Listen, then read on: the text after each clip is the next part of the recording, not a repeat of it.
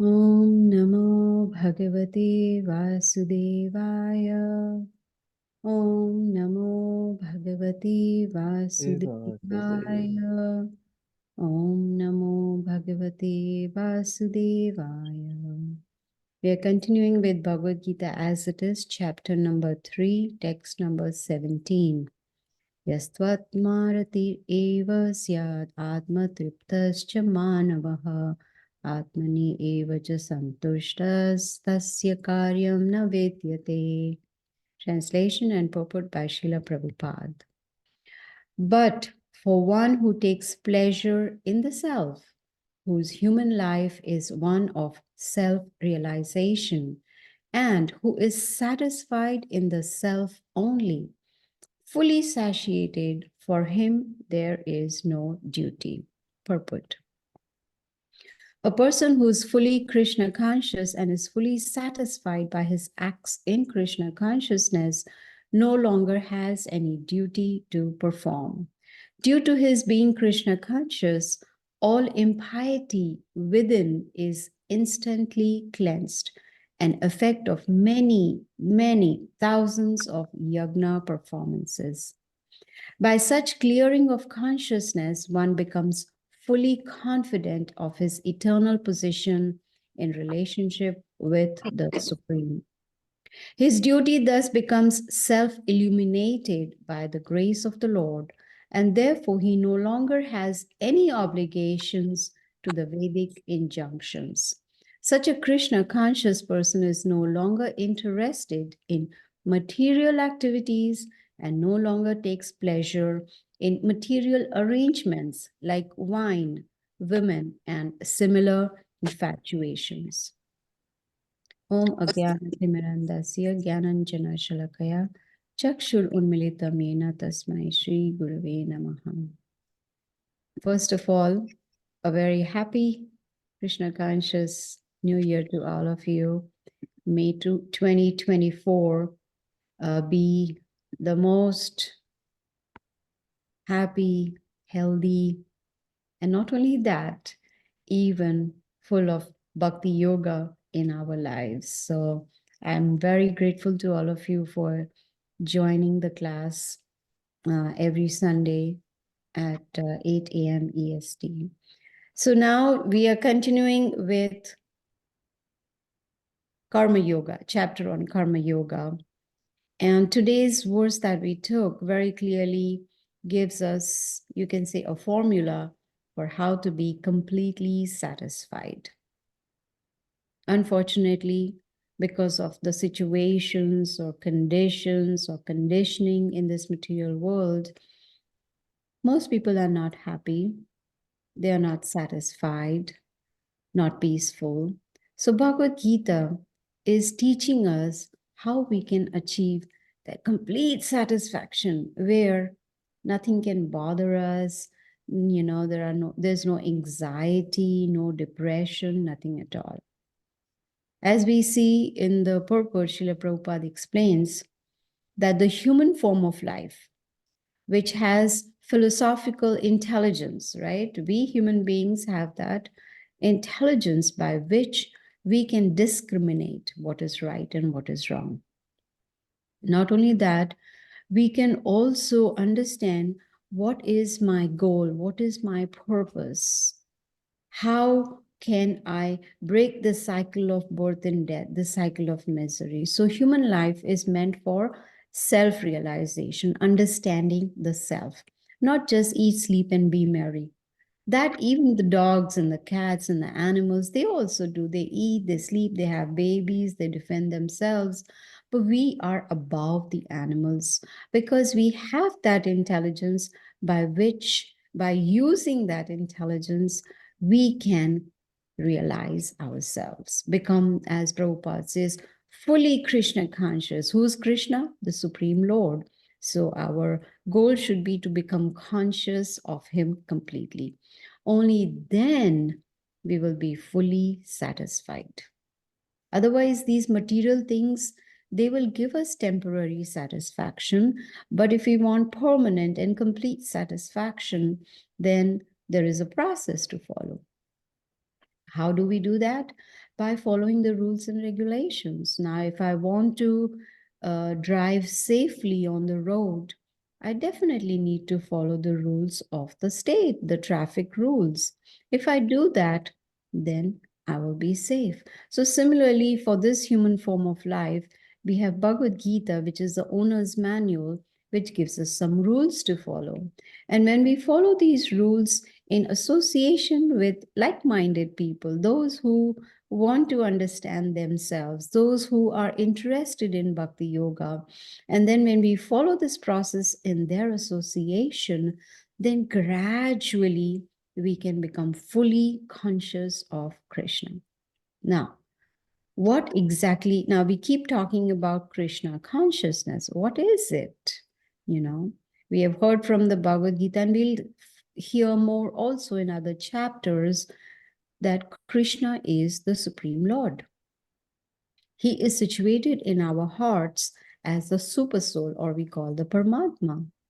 Why is he there? So he can help us, guide us, to cleanse our hearts, to clear our consciousness, which is, so you can say, clouded. So many things happen in our lives and our mind gets clouded, our intelligence, our consciousness gets clouded. So what happens is then we are not able to see clearly. For instance, if I remove my glasses, it's very difficult for me to see clearly.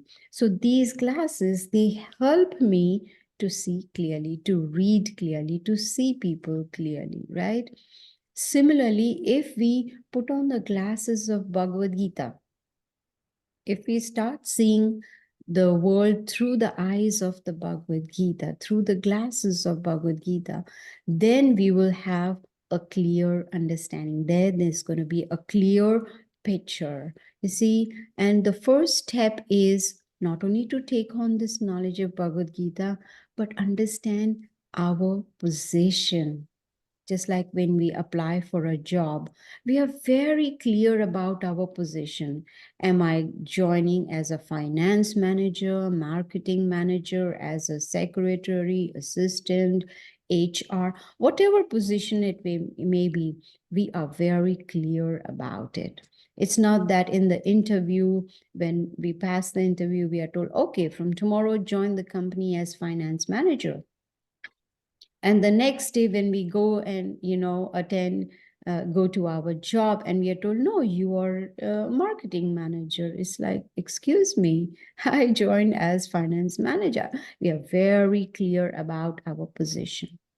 So why not be clear about our spiritual position? Who are we? We learned this in chapter 2 of the Bhagavad Gita, that we are the spirit soul. We are parts of the Supreme Lord. And so our position is to build a relationship with Him. You see, when one becomes fully confident of one's eternal position, not temporary positions that we have now. Some of us are wives, husbands, children, daughters, son, grandparents, whatever it may be. That position is temporary. But our eternal position is to be the servant of the Supreme Lord. That is our eternal position, right? So when we start understanding that, excuse me, when we start understanding that and also become conscious of it, not just reading, or hearing. No, there has to be some practical application also. So when we start understanding and putting Bhagavad Gita into practice, then there will be self-illumination. From within the heart, the super soul will guide us and illuminate us with the knowledge by his mercy. And at that position, there's going to be complete satisfaction. This is what Srila Prabhupada mentions in the purport. Now, we're talking so much about self-realization. What is it? How do we practically understand self-realization? Very simple. This chapter 3 of Bhagavad Gita, which is entitled Karma Yoga, All that Krishna is trying to explain to Arjuna is work for me. When we start working in this consciousness, like for instance, I'm going to my job, and my job is, say, supposing in the sales department. So when I'm working, my consciousness should be, I am working for the Lord, for his satisfaction. Now, how do you understand that practically? Very simple. When I'm working in the job, and whatever whatever remuneration that I will receive, that I am going to use in the service of the Lord, whether it be my house, like this house where I'm sitting and I'm speaking about the Bhagavad Gita. So it's being used in Krishna's service. So in other words, we become conscious of Krishna in all aspects of our life. So work for him, not work that, okay, I'm going to work very hard, very hard, very hard. I remember when I was working in a corporate office, my colleague was maybe 80 years old. And uh, it was not very easy for him to work 8 hours because of the old age. So one day I asked him that, you worked so many years of your life, probably 30, 40 years of your life, you've already worked, or maybe more. And now why don't you retire? You see, retirement age is 65, at least in the US. So he said, no, I'm working hard because from a long time I have a desire to join a golf club. I want to join a golf club so that I can play golf. So I said, what is so special about golf club? He said, it's a very prestigious position. Anyone who joins the golf club is really highly looked upon. Oh, you are a member of a golf club, you play golf. So I was thinking, that is such a waste of time, because you're working hard, hard, hard, finding no time for self realization, not working in the right state of consciousness, and you're towards the fag end of your life, 80 years old. As it is said in Kali Yuga, average age is about maybe 60, 70 or something. So instead of using the human form of life for self realization, here this person is getting more and more entangled in material activities, hoping that playing golf will give him complete satisfaction. Do you think that is possible? How long can we play golf? We can play 1 day, 2 days, a month, a year, 2 years, but it doesn't give complete satisfaction because it has no connection with Krishna. There's no connection with the Supreme Lord. So when we work for personal enjoyment, this is what this colleague was doing, for personal sense enjoyment, then there is going to be a reaction. Every action has a reaction. This is what we are learning in this chapter. We should not be depending on this or that or that. Should depend on Krishna. You see, self-realization kind of empowers us, it trains us, it guides us towards understanding our eternal position. So, in this verse, Krishna is saying that those who are in that consciousness, which means those who are fully conscious of Krishna, they are working, performing their activities. It doesn't matter whether it's in a job, or it is in business, or it is at home, taking care of family. It doesn't matter. As long as the consciousness is getting purified. So Krishna is saying in today's verse that such a self-realized person is not obliged to perform any prescribed duty. Why? Because this person is already in the right state of consciousness. But still, the devotees of the Lord, they still perform their duties, their prescribed duties, because one has to work to even maintain the body and soul together. So from this we can understand the uh, activities of bhakti yoga or Krishna consciousness, it's not inactivity. No, that is not true at all. Now, in the very next verse, Krishna states that once one becomes self-realized, that person is not attached to the fruits of the actions. Oh, when I get my paycheck, then I'm going to do this and that and that. There's no harm in doing this, that, and that, but it has to be in the right state of consciousness. So the devotee of the Lord who has understood the purpose of human life is performing prescribed duty, but has no attachment to that work and is doing it under proper guidance, like Arjuna is getting guidance from Krishna in the Bhagavad Gita. So when we take guidance from a spiritual teacher or a guru, then we start progressing on the spiritual path. We start progressing on this yoga ladder, from karma yoga to jnana yoga, ashtanga yoga, dhyana yoga, bhakti yoga, which is the topmost rung of the yoga ladder. So this is how, when we start progressing gradually on this yoga ladder, then towards the end, when we have become self-realized, then we will be completely satisfied. Now, how many of us in this new year, which begins tomorrow, 2024 begins tomorrow, how many of us would like to keep a goal? I want complete satisfaction. If we say yes, that means we are not satisfied right now, because we are looking for satisfaction. And there's nothing wrong in that, because that is our innate nature. That's, how we are, because we are parts of the Lord. So Krishna is actually guiding Arjuna to do his prescribed duty. Now, Arjuna was a warrior, a soldier, and his prescribed duty was to fight in the war. Now, he was asked to come to the war from the opposite party, and so he was supposed to fight. That was his prescribed duty. And Krishna is saying, you do your prescribed duty, but you do it in a consciousness that you're doing it for me, for the Lord. So that activity will become a karma.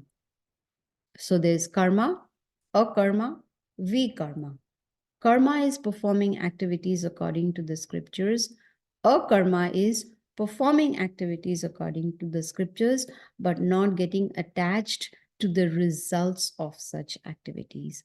And vikarma is those activities which are against the scriptures. You see, this is what we learn in this chapter 3. So if Arjuna starts fighting, doing his prescribed duty, for the satisfaction of the Supreme Lord, without desiring the results of his activities, then he will be performing a karma which is on the transcendental platform. It is about reactions to good or bad activities. You see, we face problems in life because of reactions. Whatever actions we have performed either in the past or we are performing now, we are facing reactions, whether they are good or bad, depending on what kind of actions we perform. So, from this chapter, we understand why not work in such a way that there are no reactions? Because if there'll be no reactions, then there'll be no suffering. Of course, there'll be no enjoyment either. Why? Because it'll be on the transcendental platform. So, Bhagavad Gita is teaching us, especially in this chapter 3, and again in chapter 5, which is also entitled Karma Yoga, is going to teach us how we should perform our work. But for that, we need to be trained. Just like I have a desire to be a classical dancer. I have that desire and I want to do stage performances. I want to dance on the stage. That's a good goal.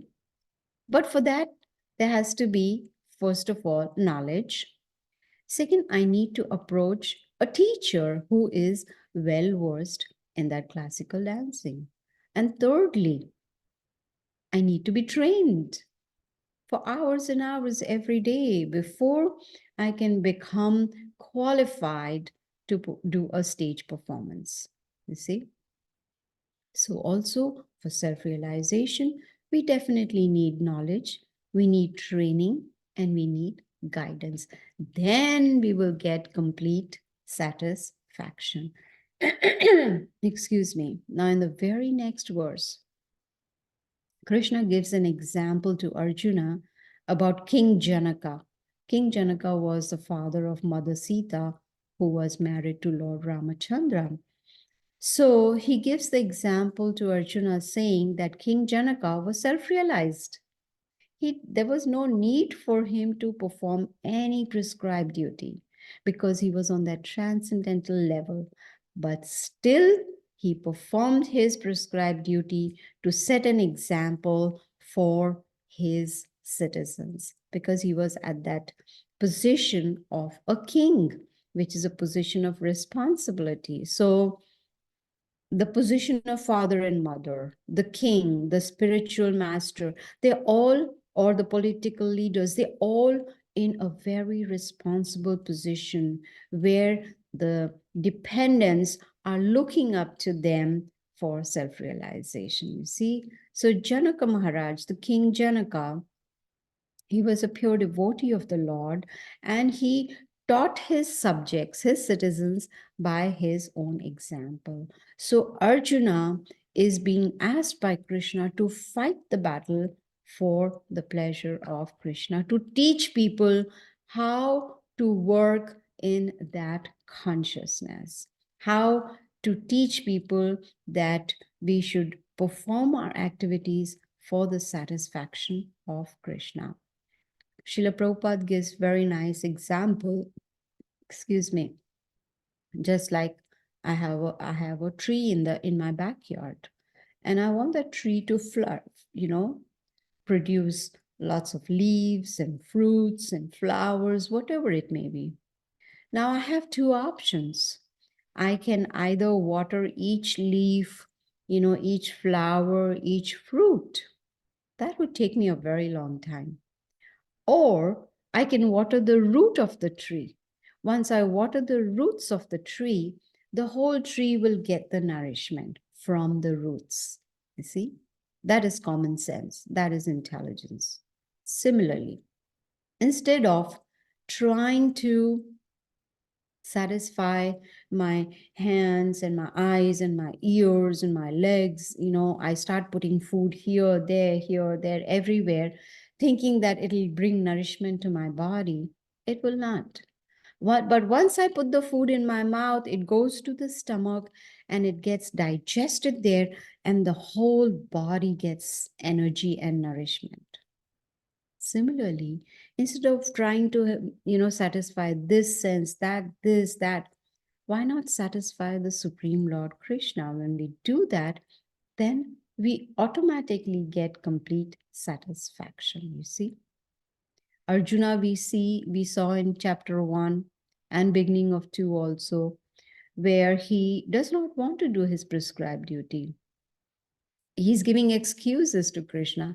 Oh, if I fight, this will happen, it will be sinful, so many people will die, etc., etc.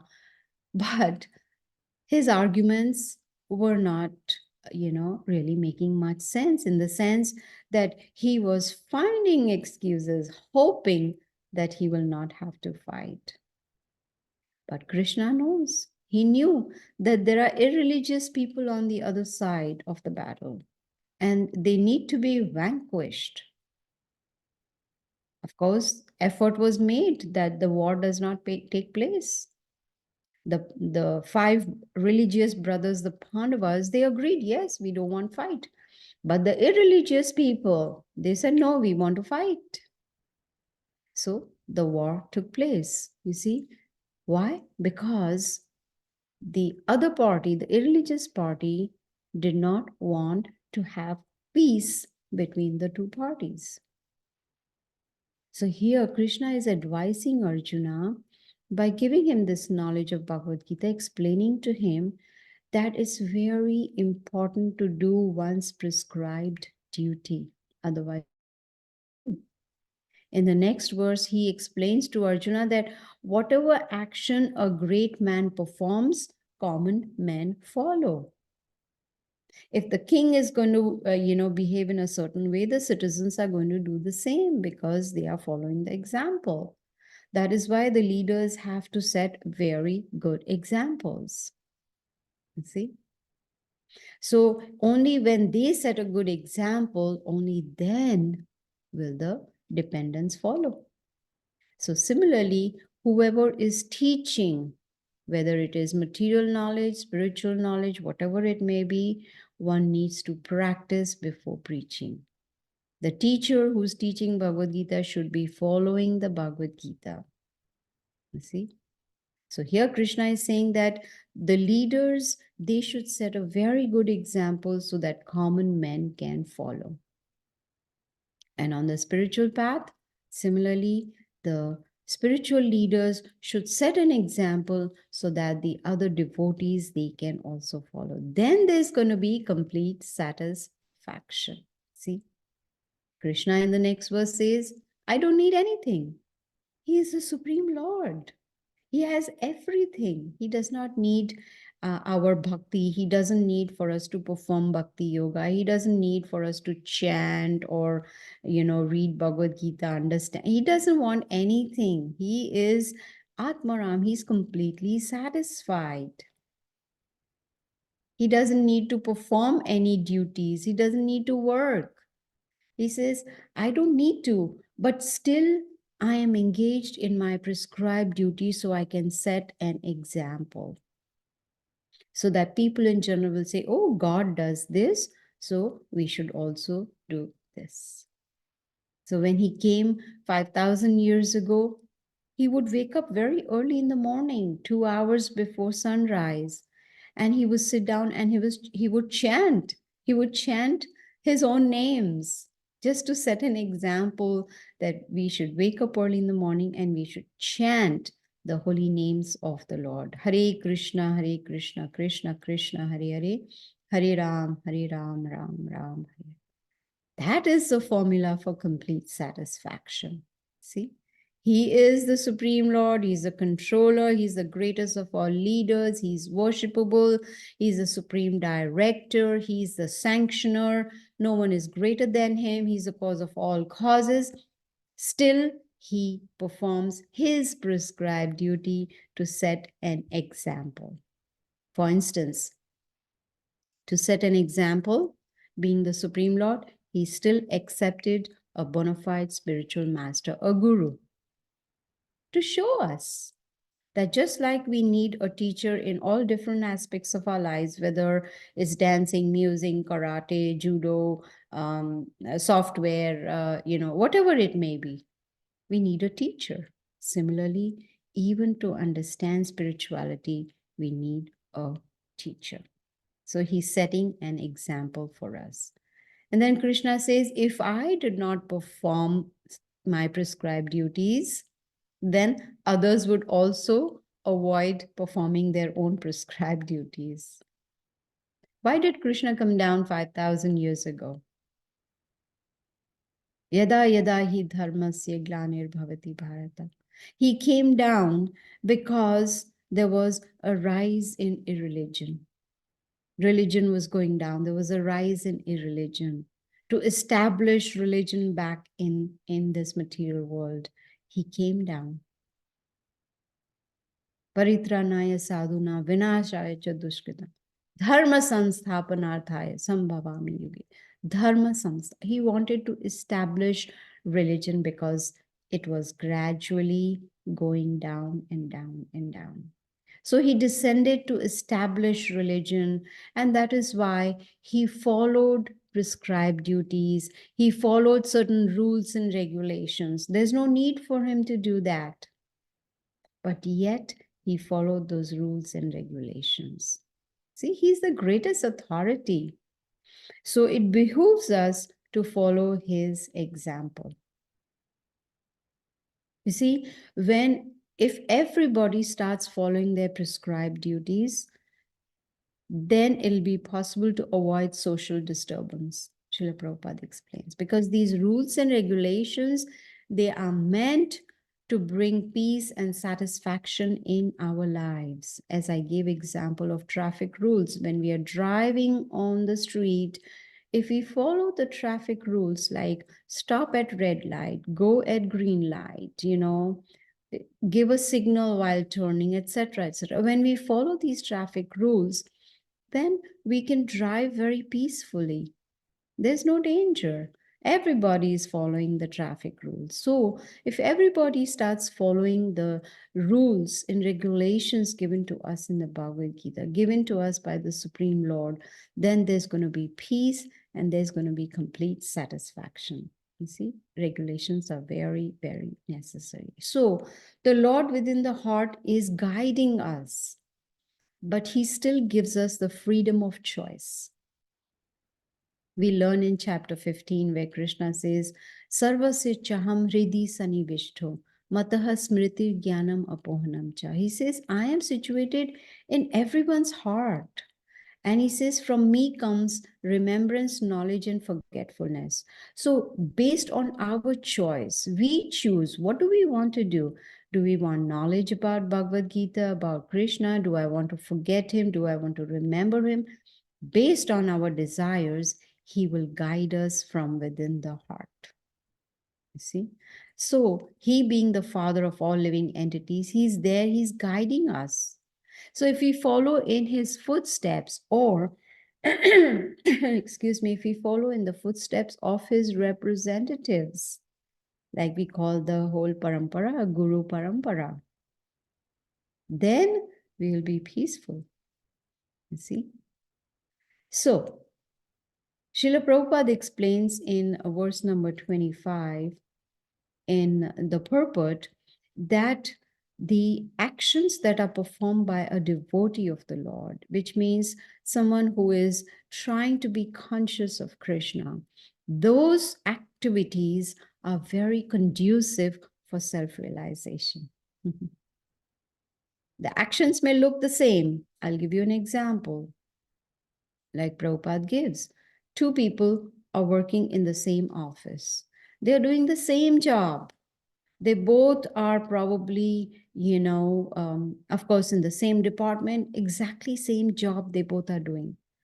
One is working with the consciousness that I am going to work really hard so that I get a promotion, I can get more money, I can make more money so I can enjoy more.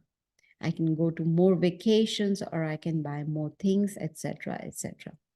Whereas the other person sitting next to him is doing the same work, but the consciousness is different. What is it? This person is working that his consciousness is, I want to perform my best duty. I'm going to put the best effort I can in my job so that I can satisfy the Supreme Lord. And whatever I will earn from this job, I will use it in a Krishna conscious way. Work is the same, consciousness is totally different. You see? So Prabhupada says those who work in this consciousness of the Supreme Lord, they are very easily able to progress towards the path of self-realization. Why? Because they are detached from their activities. They are not attached to their work. They are not attached to enjoying the results of their activities. You see? So satisfaction comes from right state of consciousness. And right state of consciousness is possible when we take on knowledge and then we put it into practice. So when we will satisfy Krishna, the Supreme Lord, we will automatically get complete satisfaction. Excuse me. So today's last verse is number 26, where Krishna is explaining to Arjuna that if supposing we are on this path of bhakti yoga and we see that some people around us are not interested, it is okay. It's not the end of the world. It's okay. We should not disrupt their minds. We should not like take a hammer and say, read Bhagavad Gita, follow Bhagavad Gita, chant. No, we should not disrupt the mind of others. because they don't have knowledge. That is why they are attached to their work. They are, it's called fruitive work, working for the fruits. It's okay. There's no need for them to stop working. But what they can do is you can give them knowledge by which they can start working in the spirit of devotion to the Lord. You see? So when they start working in that spirit of devotion, then gradually they will start working for the satisfaction of Krishna, and gradually they'll become detached. They will not be attached to enjoying the fruits of their activities. Now one may say, well, if I'm going to work for him, I'm going to work for the Supreme Lord, and I'm not supposed to enjoy the fruits, then where's the motivation? Why should I work? Very simple example I can give. Supposing today I feel like eating pizza. I want to eat veggie pizza today. Yes, I can enjoy that, but I should enjoy it in the right state of consciousness. How? I make that pizza with a lot of love and devotion. Excuse me. And I offer it to Krishna before eating it. You see? So when I'm offering the food to the Lord, it becomes sanctified. And in Sanskrit, it's called prasadam. And that sanctified food, when I'm eating, I'm enjoying, but I'm enjoying in a different state of consciousness, and that is Krishna consciousness. So you see, it's important to take on this knowledge so we can understand what is the purpose of human form of life. It's not meant for eat, sleep, and be merry. Everybody wants satisfaction. Everyone wants to be happy and peaceful. But most people do not know how to achieve that. Most people have material goals. For instance, now tomorrow is starting off 2024, a new year. Most people make New Year resolutions. Of course, to break them the next day, most of us, we break them the very next day. We are all fired up. Oh, tomorrow is New Year, and my New Year goal is that, I'm going to do this, this, and this. And on 2nd January, all those resolutions mainly go out of the window. We forget about it, right? So one should have a New Year's resolution which is going to help one to progress spiritually, to progress towards self-realization. Why not make a New Year resolution that I want to be completely satisfied and happy? If that is the New Year's resolution, then work towards it. Keep a goal. I'm going to attend these Bhagavad Gita classes. I'm going to hear what Krishna has to say in the Bhagavad Gita. I'm going to chant the holy names of the Lord. I am going to read Bhagavad Gita by myself too. I'm going to follow the rules and regulations. I'm going to offer my food to the Lord. All these activities will gradually bring us to a state of complete satisfaction. So in the last verse, today's last verse, Krishna is saying that those who are not on this path, it is okay. Do not disturb them, but set a good example for them. You see? Set a good example. And then maybe gradually the others around us will take up this, what you call this formula of complete satisfaction of being Krishna conscious. See, and the very first step, as always, I explain to you, is very, very simple. It is mantra meditation. Somehow or the other, we chant the holy names of the Supreme Lord. And you all are very familiar with the Maha Mantra. And very nice to see Brenda and Denise again. Thank you, all of you, for joining. So we will just chant the holy names maybe for 10 times today. And it's my very humble request to all of you that please chant every day. It takes only it takes less than 10 minutes to finish chanting this whole mala, which is 108 beads. So at least start with chanting one mala or this whole 108 times the Maha Mantra. So let's chant at least for 10 times today, okay? Hare Krishna, Krishna Krishna, Hare Hare, Hare Ram, Ram Ram, Hare Hare. Hare Krishna, Krishna Krishna, Hare Hare, Hare Ram, Ram Ram, Hare Hare.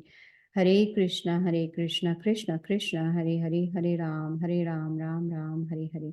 Hare Krishna, Krishna Krishna, Hare Hare, Hare Ram, Ram Ram, Hare Hare.